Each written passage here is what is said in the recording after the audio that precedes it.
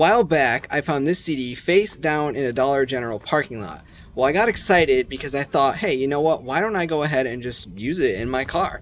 I put it in, and although it skipped, I did play a few songs. Not long after, maybe like a day, the CD player broke. We had a really interesting email come through. So this right here comes from a company called Atoto. Atoto reached out to me about their flagship in-dash double DIN head unit, the X10 G2 211E. It is packed with features, guys, and in this video we're going to install it, try it, and see what this thing is all about. I'm extremely excited, and it's just so strange that I got the email not long after my head unit broke. So we have a perfect replacement here. This thing is supposedly really cool, and it's got ChatGPT integrated. That is something I don't think I've ever heard about a head unit ever. So let's open up this box here. I'm quite excited for this. So we got this box here up on top, and then down inside the piece of foam. Oh my gosh, check it out.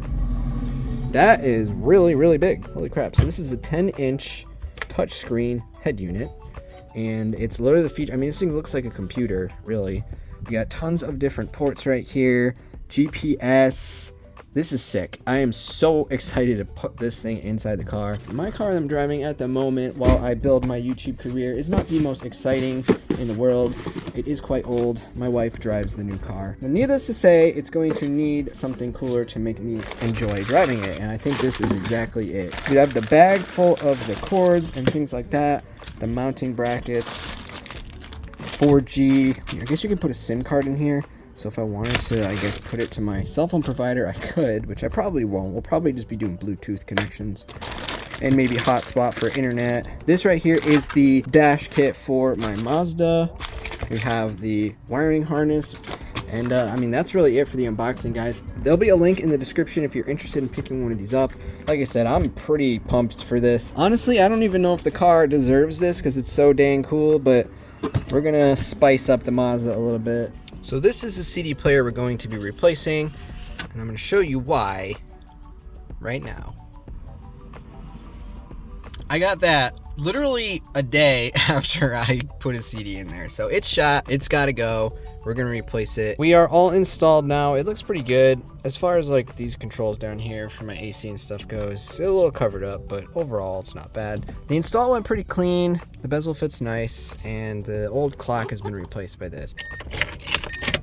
I'm spinning like a carousel.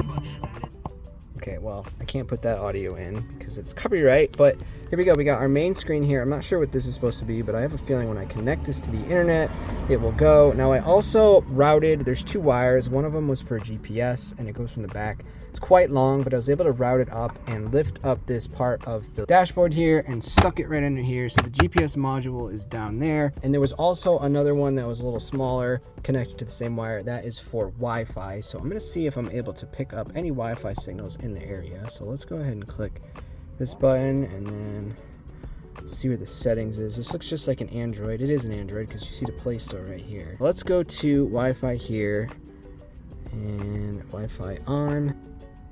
And there we go. Oh man, that is cool. So what's really going to be useful for me is probably to do a hotspot for my phone, but there is actually a module that comes with a SIM card. So I believe you can plug that in and then basically power the internet through your cell phone provider. So if you want to have this, I guess, as a phone in your car, you could, which is pretty cool. For now, let's connect to my Wi-Fi.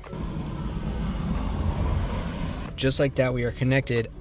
That's GPS. Okay, so we can't let them see where they live. All right, so I'm gonna have to blur that out, but yeah, here we go. We got our GPS up and working. Google Maps. Yeah, I live over here. It's not showing up on the thing right now. I'm not sure why, but it did show up a minute ago on the home screen. So we're going right to YouTube, guys. Okay, so we're probably gonna have to do some updates here. So, all right, so I got YouTube updating, and well, let me just tell you what I think of this so far. It's actually really, really cool. The screen is beautiful. It's basically, it's an Android. So if you're familiar with Android, which I am because I use Android, then you're gonna have no issue. And there is going to be a lot of cool things that can be done on this. Now, you can definitely watch YouTube while you're driving, but I would definitely not recommend you do that. But yeah, let's pop up my channel on the screen. And there we go. That's so cool. Yeah, this is really cool, guys. There'll be links in the description for all of the items used in this video if you want to go ahead and pick one up for yourself. Yes, I just did skip my own ad. Like that. It's been like 2 years since I bought this. It just sat in a box. That's so cool. I never put it together, but I'm gonna play around with this a little bit for the next couple days, and then I'm gonna come back and we're gonna talk a little bit more about it. All right, it has been about 2 weeks, and I've had a lot of time to get to know the Atoto X10, and I have to say I am absolutely not lying when it comes to the title of this video. I already know what the title is gonna be even before I've uploaded it, simply because it is without a doubt the best modification I have ever done to a vehicle, and I've done a lot, including performance, lighting, body kits, as well as other stereos. This is like miles above it all because it has elevated my driving experience from 2007 tech to modern day 2025. And I'm saying this really because now when I drive the new car with the high-tech GPS touchscreen, I feel like I'm missing the features that I've grown to love so much on the Atoto. It's got everything you could want in a dash unit. So let's go back into the car and I'm going to show you the things I've learned over the past few weeks. All right, so before we continue, I just want to tell you about the minor annoyances. When you turn on the car,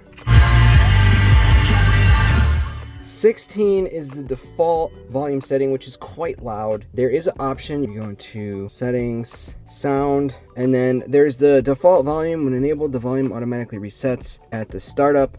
Well, you can't get it to do anything other than 16. So I've tried turning it on and then like putting it like 8, but all that does is just like give it the volume for the moment. I mean, it's not the biggest deal. Like I said, it's just a small annoyance, but I wish that I could figure out a way to set it so it would start at like 2 because it's always blasting when I turn the car on. But other than that, that is all I have to complain about. So first, let's talk about the GPS. I have it off the screen since I'm sitting in my house, and that will give you my location. And while I would love to meet you all, I don't think the wife would truly approve of everybody knowing my exact address. But I've only used the GPS once. I've really only gone somewhere once so far that I've needed it for, and it's basically a GPS. I mean, it's better than using my phone. It is Google Maps, so if you've used Google Maps before, you're gonna feel right at home. I have nothing to complain about it. It is way better than having it on my phone. I mean, that's really it for the GPS. So GPS gets 10 points from me. Now the radio, I don't really listen to the radio. I almost always put it straight to YouTube, so I haven't really programmed anything in except for just one station.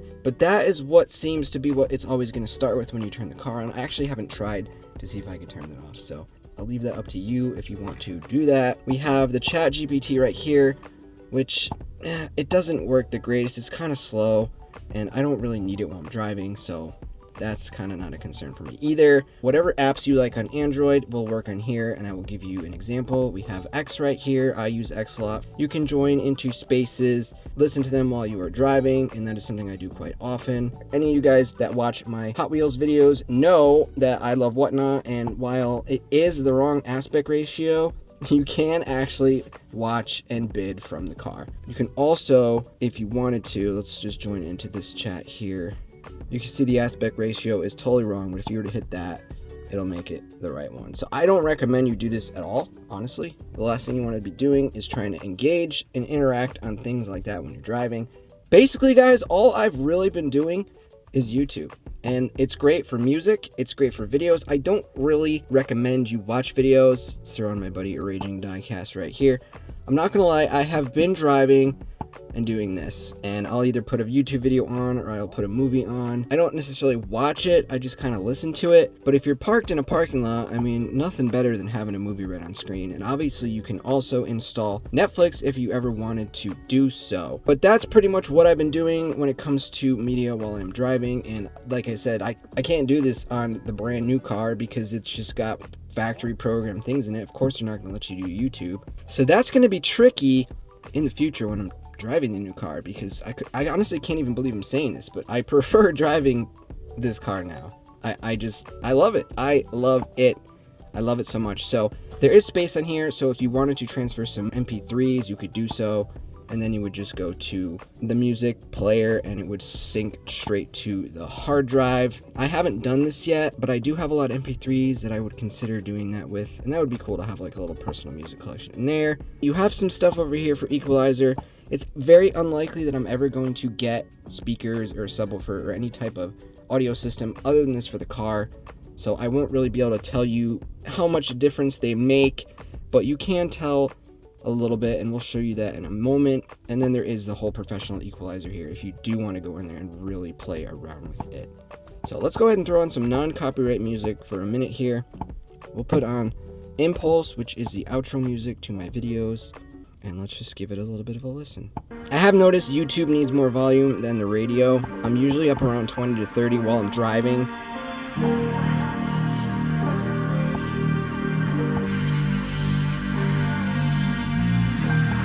There's definitely a noticeable difference.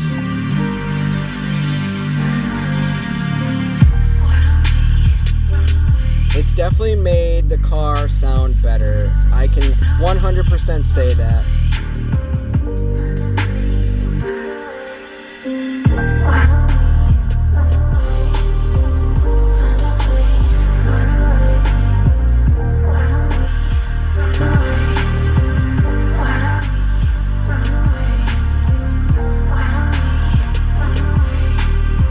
Wait for it.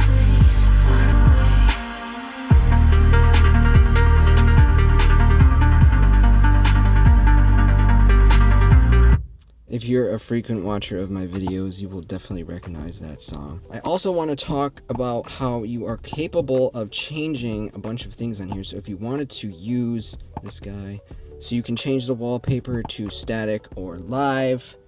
You can change your icons, your home screen, pretty much typical Android stuff. And then another thing too is when you move these things, it'll automatically readjust your icons. And then of course, holding that and then going to widgets, you have all these different things. I don't have an Apple, so I haven't tried Apple CarPlay. I don't really see the reason to use Android Auto unless I wanted to use my phone on this, which I guess you could do. Maybe that's important to some of you. For me, it's not. It is great, guys. I absolutely love it. There is a link in the description to pick one of these up if you're interested, guys. It retails for $6.20, but there is a 8% coupon if you're interested in using it. Just look in the description, you'll find it. If you're looking to get a new in-dash with touchscreen and all the cool bells and whistles, look no further than the Atoto X10. Once again, I want to thank Atoto for sending me this to review. This enthusiasm isn't fake, man. This thing is great. It's elevated my driving experience. I am just over the moon for it. So I hope you enjoyed watching the video as much as I enjoyed making it. Thanks for watching, and we'll see you in the next one. Oh, here's that song, by the way.